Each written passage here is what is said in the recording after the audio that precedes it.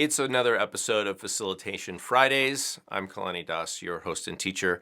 And once again, we're going to look in the way of music, creating sound connections in music therapy, and there's a link to this below. We're going to look in here on page 88, and I'm going to be talking about some techniques we call empathetic techniques. These are techniques that we use in music therapy. They're techniques that anybody can use in their work as a facilitator. And as I've mentioned before, all of these apply to things outside of music as well. So whether you're a coach, or you're hosting a meeting, or you're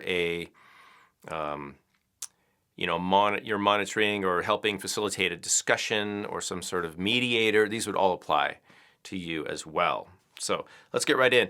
So these are called empathetic techniques because they're designed to convey the feeling of understanding and empathy, putting yourself in somebody else's position, basically. And the way we do that in music is several ways. One of the most common ways we can do that is to adopt or to reflect the qualities of somebody else's music. And right now we're talking about purely musical, the musical modality. These can also be done through body language. They can be done through language in general. If you're a student or you know about NLP, neuro-linguistic programming, you know that they talk about similar techniques. And what that is using a similar, it would be like using a similar language to somebody else, using similar terminology. In NLP, they talk about visual, kinesthetic, and auditory types of words. Like, I hear what you're saying would be auditory, right?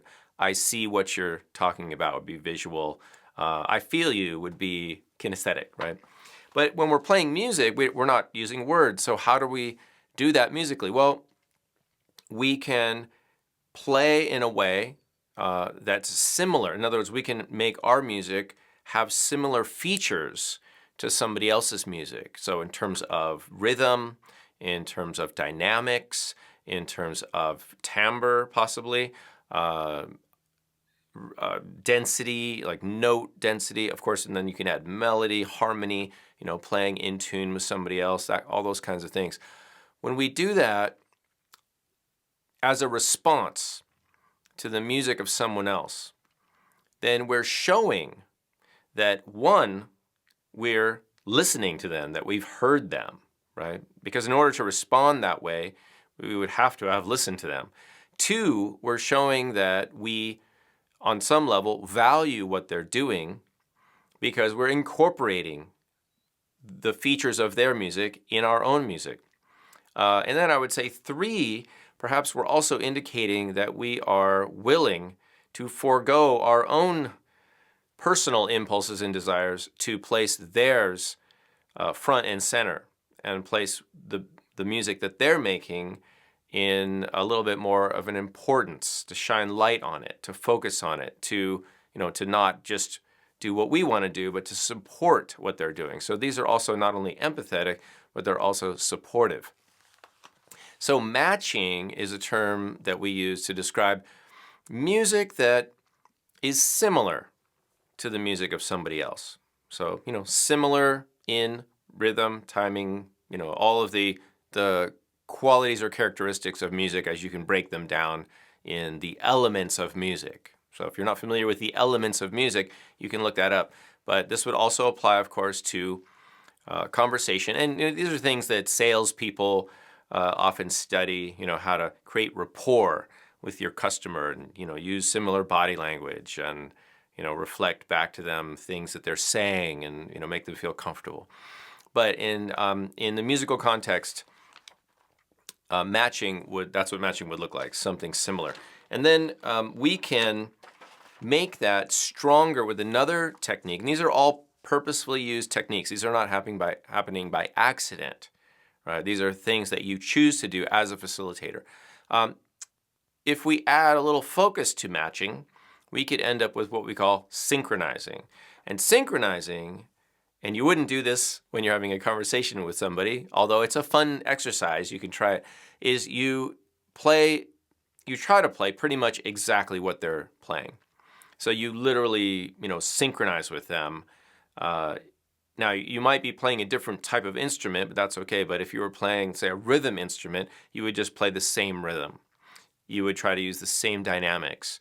You might try to use the same tonal arcs or tonal melody, as in if you're playing a drum that has two different sounds, you might also try to synchronize your playing to reflect the differences of the person's two drum sounds. If you're singing or you're playing a melodic instrument, you would certainly try to play the same melody. So synchronizing is just doing the same thing. Now that's a pretty strong action, so you have to decide if that's appropriate. You don't necessarily want to do that. Somebody might feel like it's just too much, like, hey, get off of my music. This is what I'm doing. Why are you copying me? So you can end up with a situation where it might feel like, two kids that are in the back seat of a car, and one keeps doing the same thing the other one does, and the first kid gets annoyed because his brother or sister is just doing exactly what they're doing. I don't know why that's annoying, but apparently it can be. So you have to be mindful of that. But synchronizing is, doing the same thing as somebody else is doing. And then another term that actually I coined, because there wasn't really a term for this, but yet it's something that I do.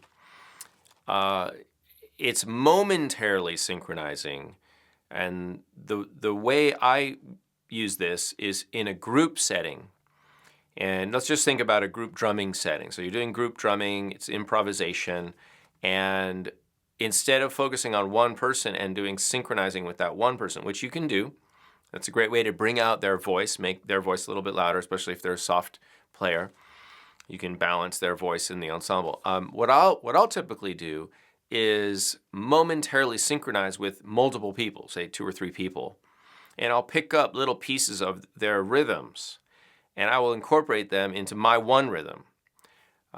For example, that's one way I do it. There's different ways I might do this, but momentarily synchronizing, it's kind of like checking in on people and just I play a little bit of what this person does and then a little bit of what that person does.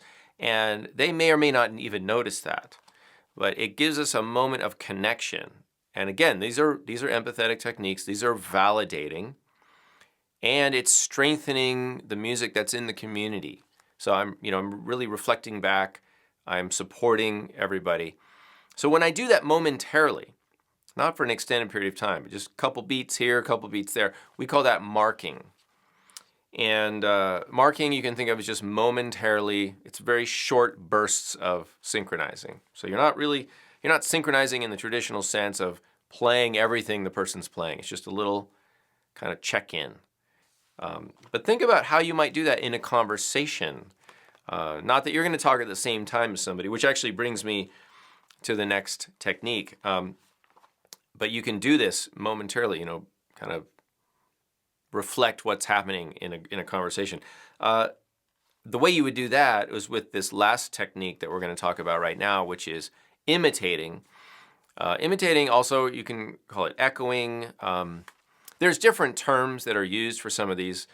Some people call the synchronizing, you could call that doubling, or you could call that shadowing, or even mirroring. And all these terms have been used. I just like synchronizing. And in imitating, that also, we could call that echoing. In fact, part of the definition of imitating is echoing. So you could use the term echoing, you could use the term imitating. I use the term imitating in the book because that's been more of what's been used in the prior writings in the music therapy field. But at the end of the day, these are just words. It's not critical that you use one as opposed to the other. As long as you communicate the idea effectively, that's what matters.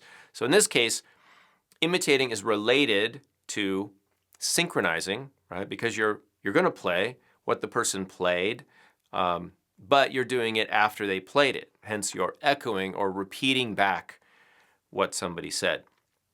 And again, these show that you've heard them, that you value them, that you want to seek clarification. This relates to group discussion techniques. I list some of those in the back of the book. You might, if you've been to a counselor, they may have used this technique. They might have said something like, so what I'm hearing you say is, and then repeat back what the person said. And that's a way of making sure that you're understanding them, but also, more importantly, to make sure that they know that you heard them. All right, so that's why these are all called techniques of empathy. In a musical setting, you might just echo, you could echo immediately what somebody played. So somebody plays something, ba-ba-da, ba-da-ba-da, ba-ba, and then you play it, right? Now, of course, to echo, presumably the person would leave a space, but it's not a critical feature, but typically somebody might play a couple beats and leave a little space, and then you would play what they played in the subsequent couple beats. That doesn't have to happen. That could happen. Sometimes it's nice when people are playing and leaving space. I would fill the space with what they played, and it just reinforces what they're doing. Again, it's validating. It's an empathetic technique.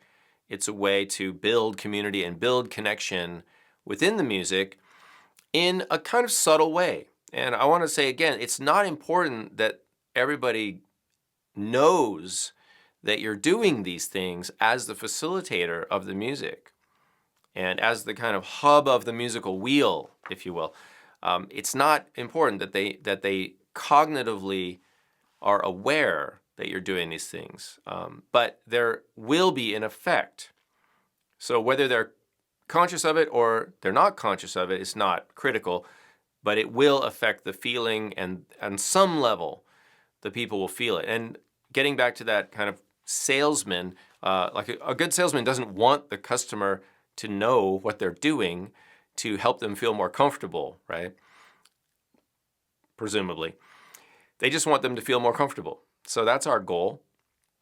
These techniques, again, are in the book, The Way of Music, and there's a lot more of these. There's different techniques. In fact, I'm gonna give you one more right now. It's called incorporating. And I'm going to talk a little bit more about these on our Patreon site. So it's World Drum Club, and this will wrap up the YouTube part. But then we're going to continue the discussion on the Patreon site for patrons as a bonus. But incorporating would be our last technique. Incorporating just means using things that other people have played in your own music. So it's kind of related to synchronizing and matching and imitating and even marking. But it's a way to bring those things back at a later time. So they're not immediately happening like imitating or certainly synchronizing, which happens right in the moment. But these would be things that you bring back later on. So these have been empathetic techniques that we use. Primarily, these are in the field of music therapy, but I teach these at my courses for musicians who want to facilitate musical experiences for any occasion. As a music therapist, I would use these in a clinical way to help people reach their therapeutic goals, but they're just as valid and useful for people to help them reach their musical goals, or just to have fun, or just to feel better connecting with each other through music. Okay, so this will wrap up the YouTube portion of the video. We're going to continue at patreon.com/Kalani. If you're not a member or supporter or patron of World Drum Club, please consider supporting the channel. This channel is member supported, so it's kind of like public radio or something. You can chip in a couple bucks a month and help keep us moving in a direction that brings you value. And I hope this has been valuable to you. If it has, please leave a kind comment below or give us a thumbs up, you know, the drill, all that kind of things. And I'll see you all in the next Facilitation Fridays. Thanks for watching. We're going to continue now at patreon.com.